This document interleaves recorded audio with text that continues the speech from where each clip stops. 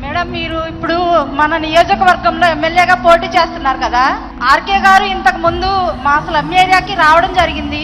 కానీ మా ఏరియాలో రోడ్లు లేవు, ఇళ్ల పట్టాలు లేవు. ఇవన్నీ మీరు చేస్తారా? మన ఒక్క నిమిషం నేను చెప్పేదాన్ని అందరికీ తెలియాల్సిన విషయం ఒకటి ఉందన్న.